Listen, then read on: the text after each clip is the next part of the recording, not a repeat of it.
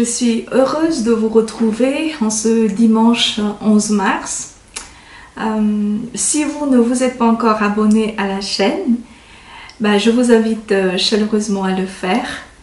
Je vous remercie. Voilà, on peut commencer et les textes de ce jour se trouvent dans Exode 33, versets 12 à 23, puis dans l'Épître aux Éphésiens, chapitre 5, versets 8 à 14, et enfin dans l'Évangile selon Jean, chapitre 9, versets 1 à 7, puis 13 à 17, et enfin 32 à 39. Commençons par lire les textes. Moïse dit au Seigneur, « Vois, tu me dis toi-même, fais monter ce peuple, mais tu ne m'as pas fait connaître celui que tu enverras avec moi. Pourtant, c'est toi qui avais dit, je te connais par ton nom. Et aussi, tu as trouvé grâce à mes yeux. Et maintenant, si vraiment j'ai trouvé grâce à tes yeux, fais-moi connaître ton chemin, et je te connaîtrai. Ainsi, de fait, j'aurai trouvé grâce à tes yeux. Et puis, considère que cette nation, c'est ton peuple. » Il dit, « Irai-je en personne t'accorder le repos ?» Il lui dit, « Si tu ne viens pas en personne, ne nous fais pas monter d'ici. Et à quoi donc reconnaîtra-t-on que moi et ton peuple, nous avons trouvé grâce à tes yeux? N'est-ce pas quand tu marcheras avec nous et que nous serons différents, moi et ton peuple, de tout peuple qui est sur la surface de la terre? » Le Seigneur dit à Moïse, « Ce que tu viens de dire, je le ferai aussi, car tu as trouvé grâce à mes yeux, et je te connais par ton nom. » Il lui dit, « Fais-moi donc voir ta gloire. » Il dit, « Je ferai passer sur toi tous mes bienfaits, et je proclamerai devant toi le nom de Seigneur. J'accorde ma bienveillance à qui je l'accorde, je fais miséricorde à qui je fais miséricorde. » Il dit, « Tu ne peux pas voir ma face, car l'homme ne saurait me voir et vivre. » Le Seigneur dit, « Voici un lieu près de moi, tu te tiendras sur le rocher, alors quand passera ma gloire, je te mettrai dans le creux du rocher, et de ma main je t'abriterai tant que je passerai. Puis j'écarterai ma main, et tu me verras de dos. Mais ma face, on ne peut la voir. » Nous continuons la lecture dans l'Épître aux Éphésiens. « Autrefois, vous étiez ténèbres, maintenant vous êtes lumière dans le Seigneur. Vivez en enfants de lumière. Et le fruit de la lumière s'appelle bonté, justice, vérité. Discernez ce qui plaît au Seigneur. Ne vous associez pas aux œuvres stériles des ténèbres. Démasquez-les plutôt. Ce que ces gens font en secret, on a honte même d'en parler. Mais tout ce qui est démasqué est manifesté par la lumière, car tout ce qui est manifesté est lumière. C'est pourquoi l'on dit, « Éveille-toi, toi qui dors, lève-toi d'entre les morts, et sur toi le Christ resplendira. » Et nous finissons la lecture avec Jean 9. En passant, Jésus vit un homme aveugle de naissance. Ses disciples lui posèrent cette question. « Rabbi, qui a péché pour qu'il soit né aveugle, lui ou ses parents ?» Jésus répondit, « Ni lui, ni ses parents, mais c'est pour que les œuvres de Dieu se manifestent en lui. Tant qu'il fait jour, il nous faut travailler aux œuvres de celui qui m'a envoyé. La nuit vient où personne ne peut travailler. Aussi longtemps que je suis dans le monde, je suis la lumière du monde. » Ayant ainsi parlé, Jésus cracha à terre, fit de la boue avec la salive et l'appliqua sur les yeux de l'aveugle. Et il lui dit, « Va te laver à la piscine de Siloé », ce qui signifie envoyé. L'aveugle y alla, il se lava, et à son retour, il voyait. On conduisit chez les pharisiens celui qui avait été aveugle. Or, c'était un jour de sabbat que Jésus avait fait de la boue et lui avait ouvert les yeux. À leur tour, les pharisiens lui demandèrent comment il avait recouvré la vue. Il leur répondit, « Il m'a appliqué de la boue sur les yeux, je me suis lavé, je vois. » Parmi les pharisiens, les uns disaient, « Cet individu n'observe pas le sabbat, il n'est donc pas de Dieu. » Mais d'autres disaient, « Comment un homme pécheur aurait-il le pouvoir d'opérer de tels signes ?» Et c'était la division entre eux. Alors, ils s'adressèrent à nouveau à l'aveugle. « Et toi, que dis-tu de celui qui t'a ouvert les yeux ?» Il répondit, « C'est un prophète. » Jamais on n'a entendu dire que quelqu'un ait ouvert les yeux d'un aveugle de naissance. Si cet homme n'était pas de Dieu, il ne pourrait rien faire.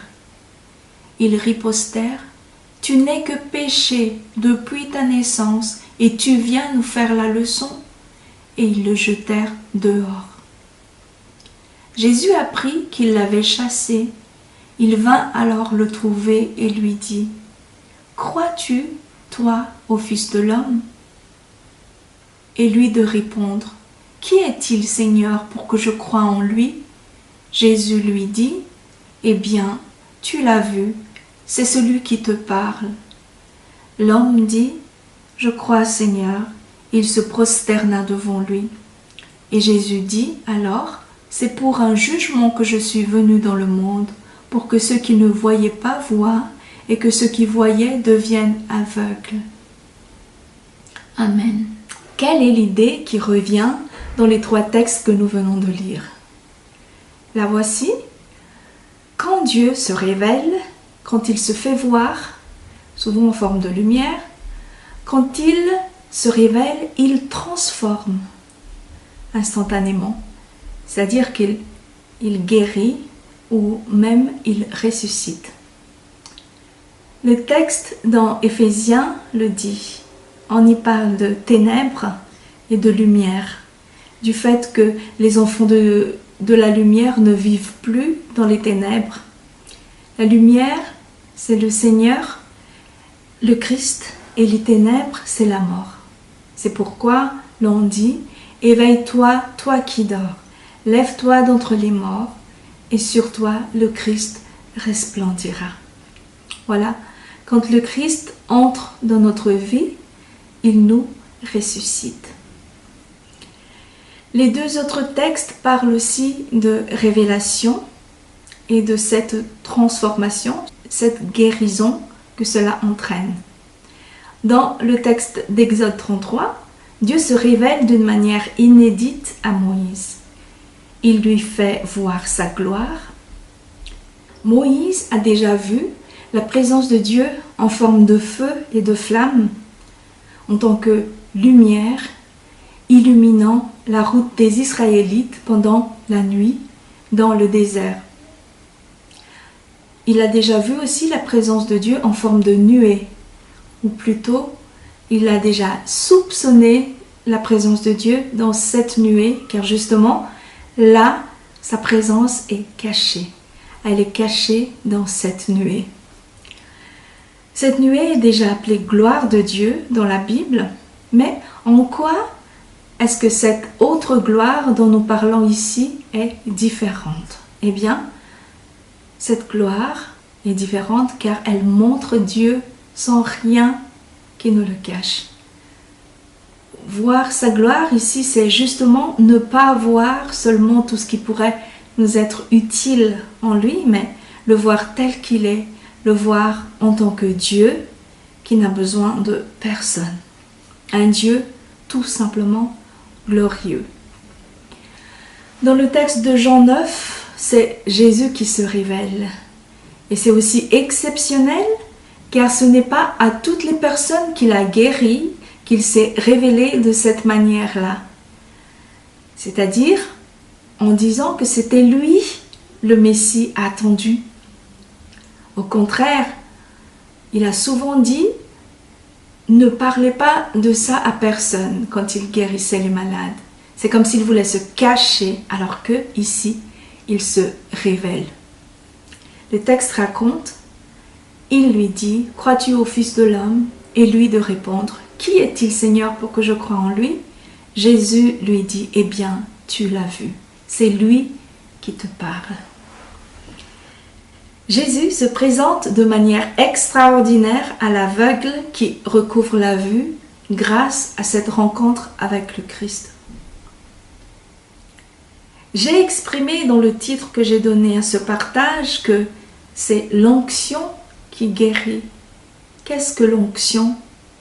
L'onction, c'est une force que Dieu donne pour un travail en particulier. Et le mot particulier est écrit en majuscule. L'esprit est la force que Dieu donne à ses enfants pour faire son œuvre en général, mais l'onction, c'est sa force qu'il donne à ses enfants pour une œuvre particulière. Messie veut dire celui qui a reçu l'onction. On donne aussi l'onction au roi en signe de ce choix que Dieu fait en les désignant comme roi. Le choix de Dieu, le choix de Jésus est quelque chose de très, très valeureux et souvent très mal compris. Pourquoi? Pourquoi est-ce que c'est lui qu'on choisit? Pourquoi pas moi? Aaron et Myriam m'ont posé cette question. Pourquoi Moïse? Pourquoi pas nous? Et parmi les chrétiens, l'incompréhension est encore plus importante. On a de la peine à accepter la différence, la particularité de l'autre, l'œuvre particulière que Dieu confie à l'autre. Mais retournons à nos textes. Cette idée d'être choisi, pris dans un lot, est indiquée lors de la guérison de cet aveugle. C'est étrange que Jésus ne guérit pas cet aveugle tout simplement à l'endroit où il se trouvait, mais il le prend à part. Le texte dit, il le prend à part. Il laisse tous les autres à côté, mais c'est lui qu'il prend à part. Ensuite, c'est bien une onction qu'il reçoit. Ce n'est pas uniquement de la terre, c'est pas un caillou, c'est pas du sable, mais bien de la terre humidifiée avec sa salive. C'est bien une onction qui l'a guéri. Et enfin, j'avais dit que une onction concerne toujours un travail, une œuvre, une mission. Quand Dieu donne une onction, c'est toujours pour faire quelque chose. Jésus donne l'onction et c'est très significatif que Jésus attache la guérison au fait qu'il soit envoyé, cet aveugle. Il n'est pas seulement envoyé chercher sa guérison, mais l'endroit où il doit se rendre s'appelle envoyé. Et le texte le précise au cas où on n'aurait pas vu. Il dit « Va te laver à la piscine de Siloé », ce qui signifie envoyé. Une onction concerne un travail pour lequel nous sommes envoyés. Qu'est-ce que tout cela nous dit à nous? Ça nous dit tout simplement que le choix de Dieu, le choix de Jésus est d'une valeur énorme. Nous devons considérer son choix qui se pose sur nous, mais aussi son choix qui se pose à côté de nous, sur notre frère, notre sœur. Et quand il nous envoie pour une mission, il nous donne en même temps l'onction, la force nécessaire pour l'accomplissement de cette mission. Que ce soit cet épisode qui raconte cette révélation de Jésus à cet aveugle, que ce soit l'épisode qui raconte la révélation extraordinaire de Dieu envers Moïse, les deux événements se passent à un moment clé. Les deux événements se passent chacun après ce qu'on peut appeler un drame. Quel est ce drame? c'est une sorte de rupture. Dans Jean, c'est Jésus qui sort du temple. Dans l'Exode, c'est la tente de Dieu qui sort du camp. Moïse fait sortir la tente de la rencontre en dehors du camp. Jésus, à ce moment-là où il sortait du temple, était en colère. Et Dieu aussi, nous allons le voir, était très en colère. C'est pour cela que Moïse a sorti la tente de la rencontre en dehors du camp. Qu'est-ce qu'on veut souligner? Je veux juste souligner l'importance du travail de celui qui a reçu l'onction. Ce travail est capital.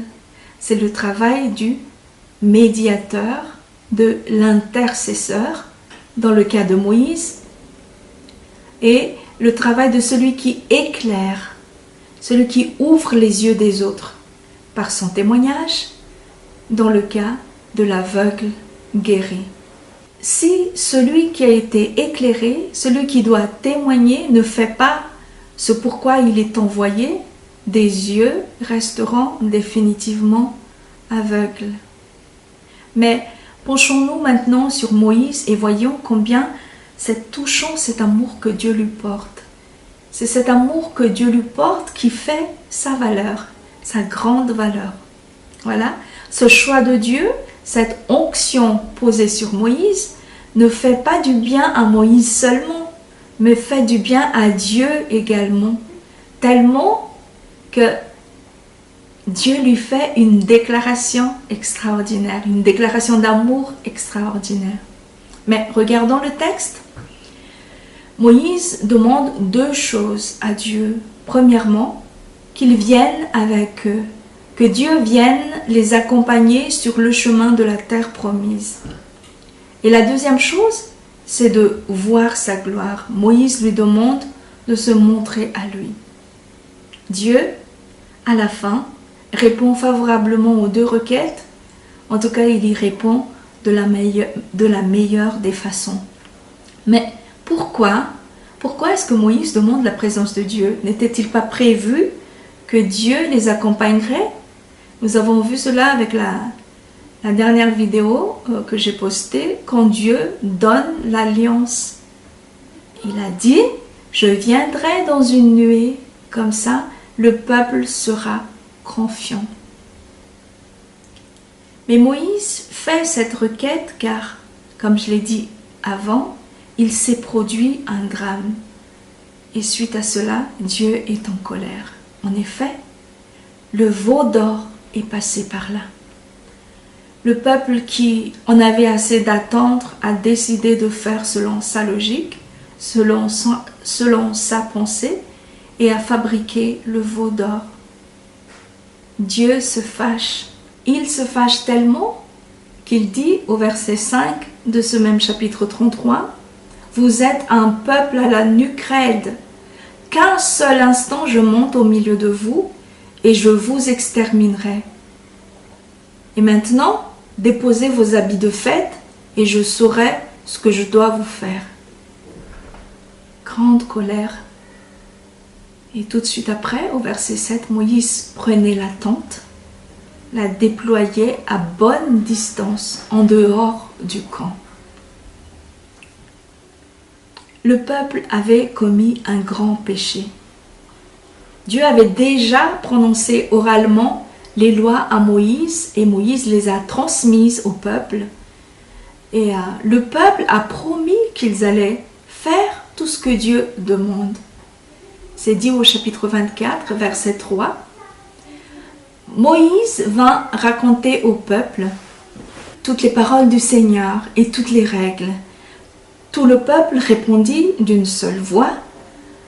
Toutes les paroles que le Seigneur a dites, nous les mettrons en pratique.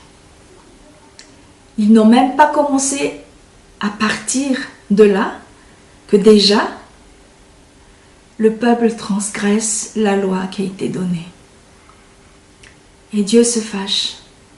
Et c'est là que Moïse essaye d'apaiser Dieu. Au verset 32 du chapitre 32, il demande à Dieu d'effacer le péché du peuple et il continue, sinon efface-moi donc du livre que tu as écrit. Dieu dit, non, c'est celui qui a péché contre moi que j'effacerai de mon livre. Dieu était décidé que le peuple serait effacé et que Moïse, il le garderait. Mais Moïse intercède de tout son être pour le peuple. Il se sacrifie même pour le peuple, prêt à être effacé. Il fait presque du chantage affectif. Dans notre texte là, il est en train de dire, tu dis que tu m'aimes, Dieu. Pourquoi tu me laisses seul sur ce chemin? Tu me laisses seul alors que c'est ton peuple. Tu me laisses seul avec ce peuple. Jésus aussi s'est sacrifié. Jésus aussi a dit sur la croix à Dieu son Père sa souffrance d'être abandonné. Élie, Élie, lama sabachthani. Mon Dieu, pourquoi m'as-tu abandonné? La croix, c'est ça.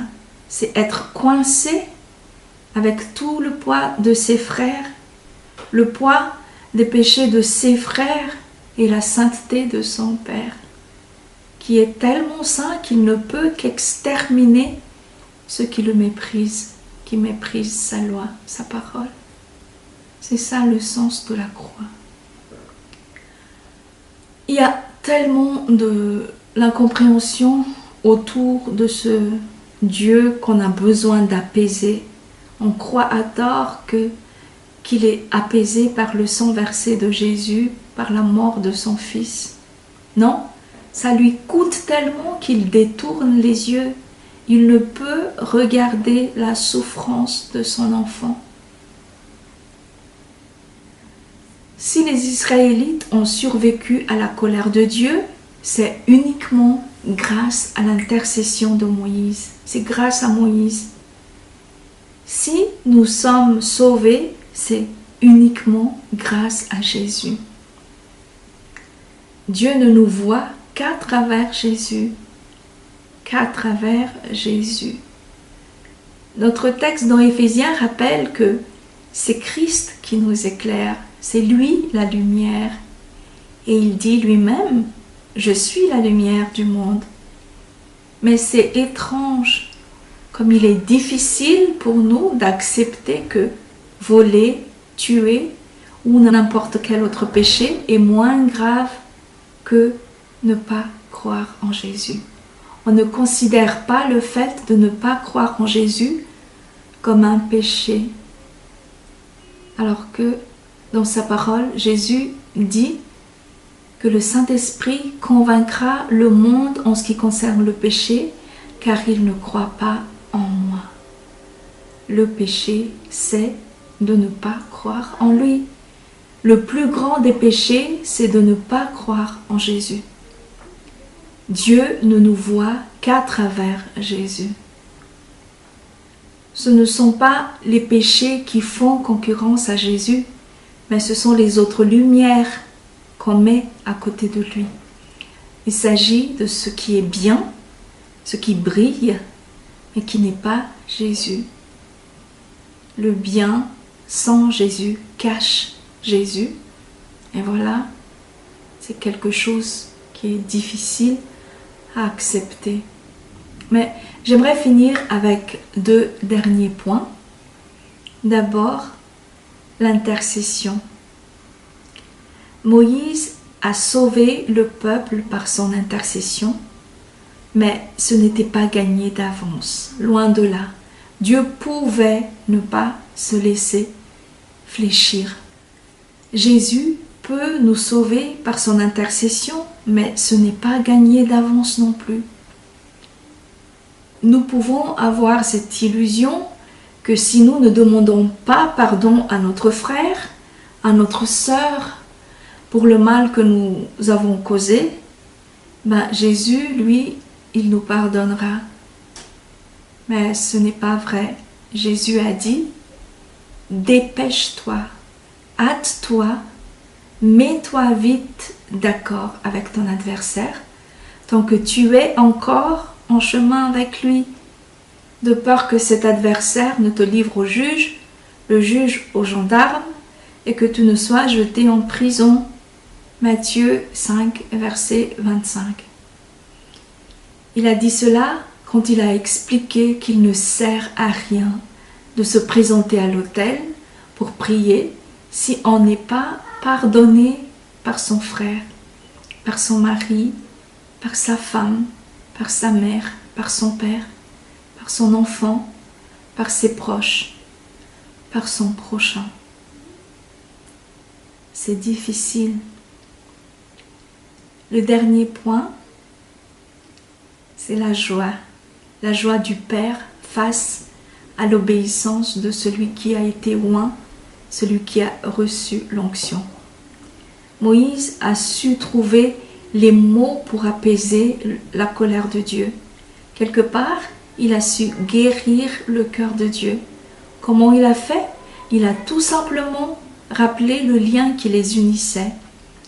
Il lui dit, « Toi, Dieu, tu dis que tu m'aimes. Rappelle-toi. » Et Moïse aussi aime Dieu.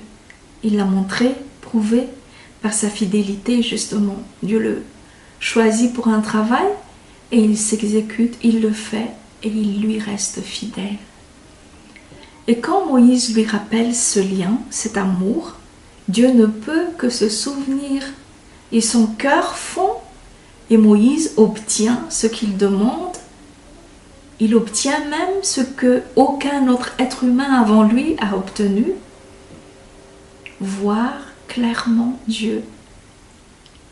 L'onction, le choix de Dieu s'accompagne toujours de cette joie. Quand Dieu nous montre qui est la personne qu'il choisit, sur qui il met l'onction, il dit qu'il fait ce choix avec plaisir, avec joie.